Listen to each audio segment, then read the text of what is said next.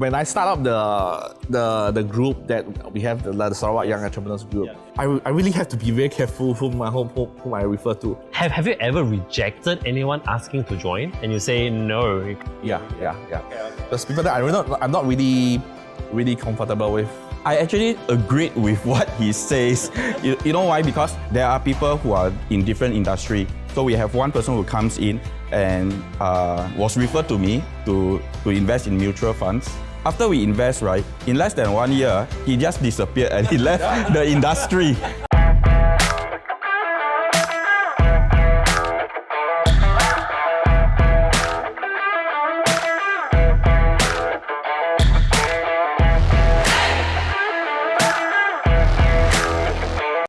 What is up, guys? My name is Charles Liew. Welcome to Biz Chat with Charles Liew, where I talk to real business people about real business stuff. But hey, why so serious? In this episode, we talk about networking and if you should be doing it, okay? And to my right, I have two champion networkers in my books. I know them to be very, very good at networking and I'm so happy that they are here, okay? So to my right, immediate right, is Mr. Louis Wong, and he is the marketing manager of Liew Press. He's also the former president of JCI, and he's the current PR for the local Rotary Club, okay? And another one is Mr. John Koh, and Mr. John Koh is big famous guy in Kuching, maybe. Yes, John? And he's the managing director of three companies, Beam Event Management, Beam Solutions Company, and also Green Pastures Junior, which owns 3 kindergartens? Yes? Okay, Correct. So welcome on the show. Thank you so Okay, much. now let me ask you guys this.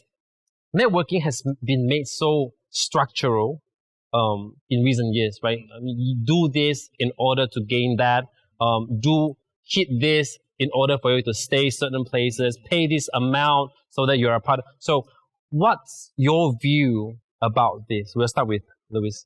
Okay, for me, when I came back from Perth, I don't really have much friends or contacts with. Yeah.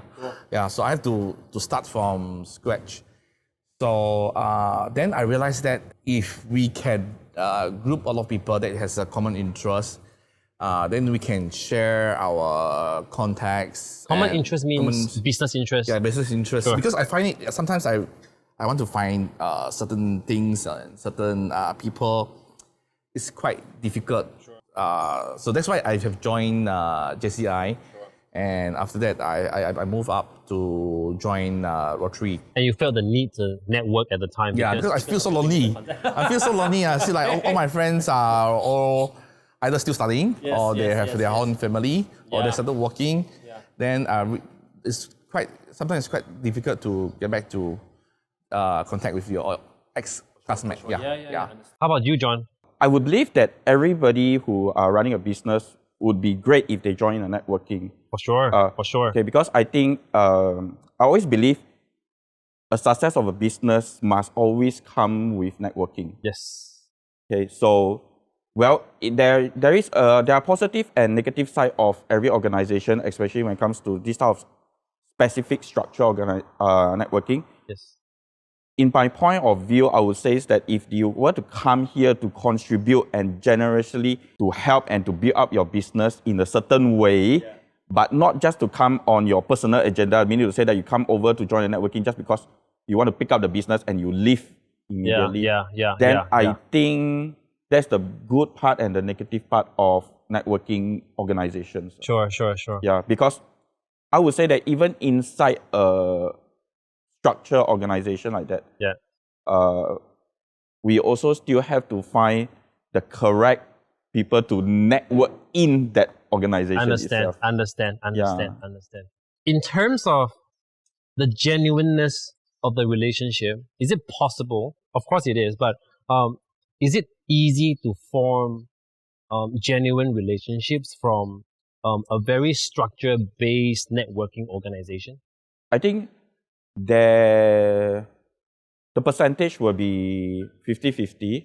Yeah, because most of the people who goes into such a network organization, their main motive is to make money, to make as much profit as possible. Of course. Correct? We cannot always so focus on making profit and not contributing at all. Understand. Yeah, because Yes. if we were to go there and just to receive, I believe at the end of the day, the network will break down. Yep. Yep. And Yep. and that is basically a lot of structure, organization. They have to make sure they encourage the positiveness of getting people to not only just focusing on receiving, but on contributing. And then for them, the professional, I mean, like for networking club, they have a protocol. So yeah, they have a protocol of like you have to follow, which is not necessary for other clubs. So that makes the situation where Yeah. It's that you're compelling a set of standards upon. Yeah. and I realized that most of the people that went to the network is mostly a new company, and then it will be a problem for them because they are new, and then if you need them to force them to get out the contacts or referrals, it will be a problem for them. Once that is established, then it's easier for them.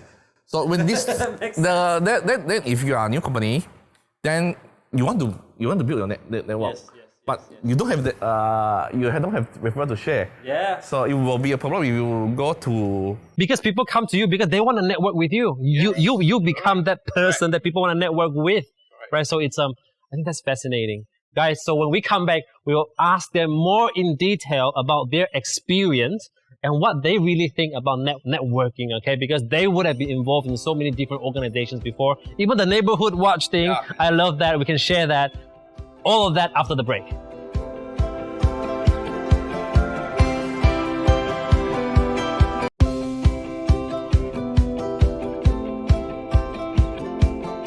And we're back to Biz Chat with Charles Liew, and we're still with John Kaur and Louis Wong. Okay, and now we're gonna get them to share about, I will be sharing as well, about our experiences and our real belief about what networking is. Okay, so let's start with John. I joined in a few organizations of business networking, and I would say that one of them that I actually met a lot of good business owners, business entrepreneurs. It's not only just gaining the profit as well. Some of them we build up as friendship without even having any referrals or having networks, because this is basically all on long-term relationships. Yes. So is it easy to actually actively asking yourself to give value in return? Because a lot of times we give value very naturally, but then when it is a conscious thing in your head that I must give first before I receive, that it becomes a very protocolish kind of thing that you know it's no longer natural, it's semi-natural. What do you think about that? Let's not make it like it's a must or it's a protocol thing to do, so that there is no fixed rule like you have to provide like 10 clients directly to him and things like that. But I would say that it really based on the friendship and the trust that we have on the other person. Then we will continue to build, and then we will only show them our network and things like that. So when you're saying we gotta give first, right? When you say give, it's in the form of contacts. It really depends on what is the network that we are looking at. Because at the same time, like example, like if he is looking on how to build up his business and things like that, not only giving him context, but if I am the same line with him, then maybe some advice will do, and of course it will help. Yeah. It's not like he's working the same industry with me, so I better don't tell him too much, and then later on he will overshine me and I will lose business. I think that is the wrong perspective of networking. Would there be thoughts like that coming to the fore when you're networking with people? Like, oh, this could be a competitor. When I started the earlier business, I do have that thoughts, honestly, to say. But when it comes to once the business start to mature and everything, I don't believe in we can't earn all the money. We can't earn everyone. Yeah. So sometimes working with another same industry, example, like we have some big events, we work with different event companies together under a same event. Yeah, and it actually helps each other, and it builds up experience and also trust. How about you, Louis? What's your experience in terms of networking? okay, for me, it takes time and it takes trust to build a network. In networking, when you refer to someone, you have to make sure that that person is credible. You don't want to introduce crooks, you don't want to introduce rooks to someone then, because it's your reputation at stake. That's where you where the clubs come in. That is where the you work together with them, and you know how this person is. And in this club, like JC's or Rotary, you get to see different type of people. When I start up the group that we have, the Sarawak Young Entrepreneurs Group, I really have to be very careful whom I refer to. Do you still filter everyone that goes into that group? I try to. If those people that is, I think, then I have to refer to that person. This guy, is it okay or not? Sure. Have you ever rejected anyone asking to join and you say no, you can't? Yeah. Those people that I'm not really comfortable with. I actually agreed with what he says. You know why? Because during earlier stage of the organization that we joined in, right, for networking, right? So there are people who are in different industry. So we have one person who comes in and was referred to me to invest in mutual funds and things like that. So I told my wife, hey, why not? It's networking, so let's invest. But the issue was, sometimes I say, the relationship and trust must be there. After we invest, right, in less than 1 year, he just disappeared and he left the industry. So it's like, okay, what's going on here? My wife was asking. Then later on, another industry comes in. So I said, okay, let's give him some support. And after a year again, somehow he just left the industry already without informing us. And we were like hanging like, what is happening? How come I'm trying to support you and you just left without anything and then leave us hanging like that? Yeah. So I think these kind of things don't just happen exclusively in networking organizations, right? Because some friends may come to you to ask you to actually sign up for some funds or whatever, and then he or she may also leave after a couple of years. But I like the depth of the discussion now, because let's get to this. Like, some organizations, some networking organizations, they encourage you. In fact, some may feel that they are forced to, but I don't think they are, to refer within your own circle. Like, say, for example, if there is someone doing plastering work or whatever within your circle, it is ideal for you to refer to this plastering person and not this other one that you're using that you think is better. What do you think about that? Like being compelled to refer? Basically, when we talk about networking, the building relationship must be there first. The trust must be there already. So when we refer somebody to another person, we are not only just referring him, we are putting our reputation on the line. So if I am not comfortable with the person that in my circle already, and if I need to refer him in my circle and he's not doing a comfortable job, then of course I will refer the other person else to do the Absolutely. Yeah, so I'm very sure you guys would have this kind of stories, especially like the neighborhood thing as well that you guys mentioned. Talking about neighborhood, I think it's also another type of networking. Okay, so we started the whole neighborhood just because we want to keep all our house safe.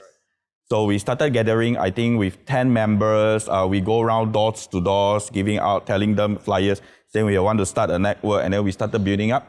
And at the end of the day, I think today we have like 200 to 300 houses. And we would meet up together. Very early stage before all this COVID thing, we would cram everybody into my house.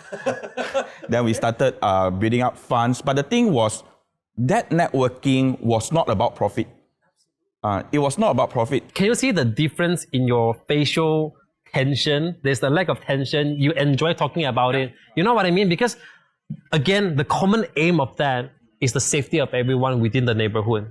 You know what I mean? So it's being driven by that. And through that, you get to know Louis or whatever. Yeah, the premise in which you got to know Louis is also because of the neighborhood. So it's a very relaxed, chilled environment whereby, hey, you know, you may not even know what he does on a daily basis because you know him as Louis the neighbor instead of Louis the printer. At the end of the day, when we know each other so well, in the neighborhood, and it builds up trust. And because when we build up trust, right, and we know like, okay, Louis a printer, why not I just go to him directly than I go to somebody else that I do not know at all? Yes. I mean, it's so much easier. I mean, say for example, if someone asks you, because I know that the trust you have for me and the trust I have for you, right? So when someone goes to you and say, hey, where do I send my mom who actually has this problem or whatever? I know you will straight away refer to me. Because it's not about the nature of the business so much as it is about the trust in the person doing the business, because you know that this person will move mountains and seas. And thank you so much for that. Guys, what a great segment. We'll be back very soon with more.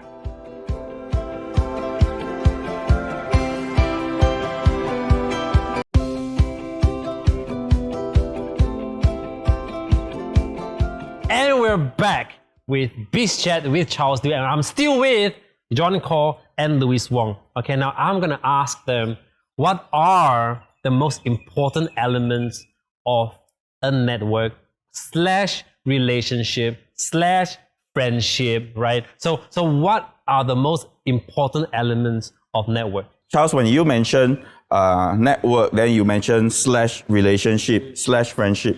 I think you already mentioned the whole keyword there already, because in order to build friendship and build relationship, there must be trust into it. And I also would say that business integrity must be there as well. What's business integrity?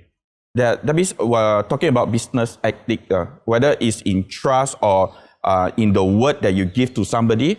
Whether even because now everybody is going for written proof and things like that. But sometimes I think in business world, verbal itself already is a bond already. Yes. Yeah, we have to honor what we say. Yes. Can you easily build trust within clubs and organizations? And or how can you cultivate trust if there is no trust to start with? Trust and reputation both links together. Sure. Okay, so how do you prove your reputation as a person that you can be trustworthy? Yeah. Okay, so it's through clubs, through activities that you have done well, you build your reputation. Yes. Okay, then you have proven yourself as a credible person, you're a trustworthy person. Yes. Then people will trust you. People will automatically introduce you to a person or a business associate. I think you mentioned just now about compromise. How does that come into the picture? Humans are not perfect in any way. So you have to compromise and accept. He might be very straightforward or maybe very sarcastic or whatever. But at the end of the day, he's genuine. Yes. He is telling you the truth. He's a very honest person. Yes. I think you have to give and take lah. Sure. I like that. Yeah. Of course, if it's not trustworthy and things like that, then there's no way to compromise anymore already.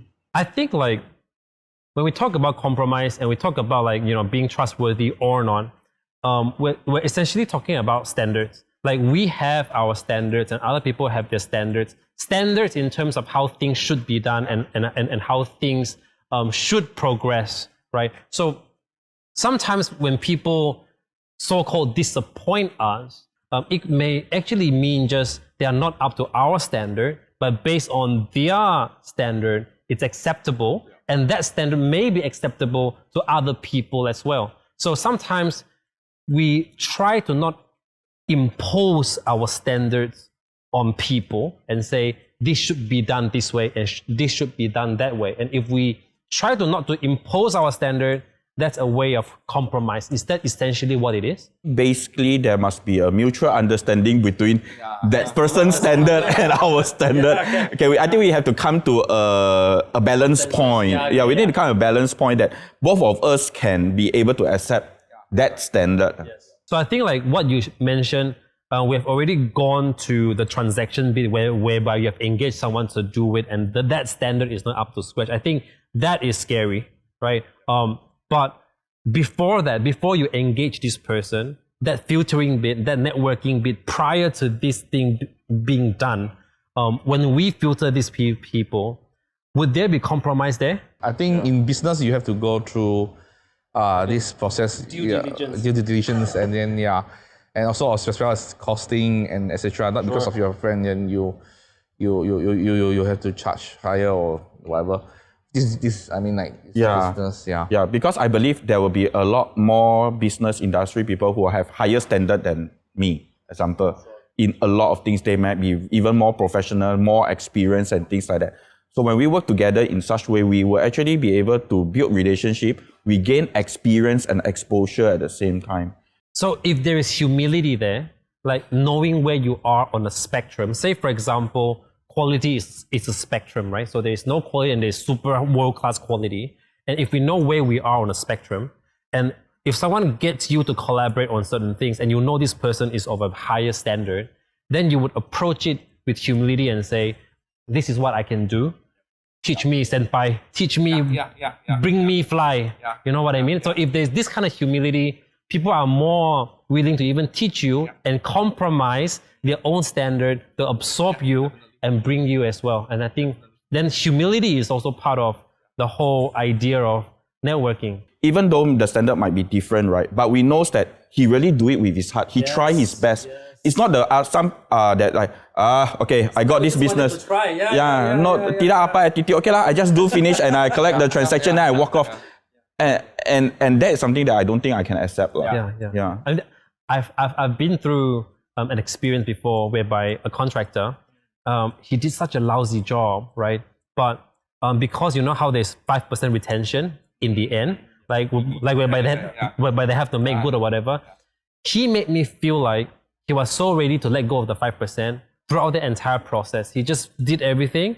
And then, okay, the 5%, you can just keep it. I don't want it. Don't trouble me anymore. My job is done. And then I was so shocked at this approach. You know what I mean? So that's scary to me. Like someone like that, you will never refer. In fact, you will also actively go and tell people to avoid this kind of person because there's no trust anymore. Trust is gone. Let's not talk about compromise. It's not even possible as well. Could you give an example whereby an unexpected networking that you have done, unexpected, right? So organic, right? That's led to something remarkable. I've been to my friend's wedding, and I was sitting next to one of the guests, and then we sort of like talking to each other, not just normal social. And then he was asking me, what do you do? Then I say, I'm doing this printing business. Then, oh, okay. Then he introduced himself. Then I realized he is a publisher. Then he said, oh, okay. Then from there on, he print a lot of books. Because he used to print with Miss Malaysia. Yeah, okay. Then what happened is that after that he knows me, and then we quite click. Yeah. Sometimes you just don't know whatever you are doing will lead to certain things. And I think you shouldn't even think about what this would bring. But it's about doing something instead of doing nothing. It's about having a lot of dots everywhere, and one day you will connect them, like what Steve Jobs said, and I love that. It's about not knowing where this would lead, but because you like what you're doing, you just attend that party anyways, right? And then things happen that way, and I feel like that is super organic.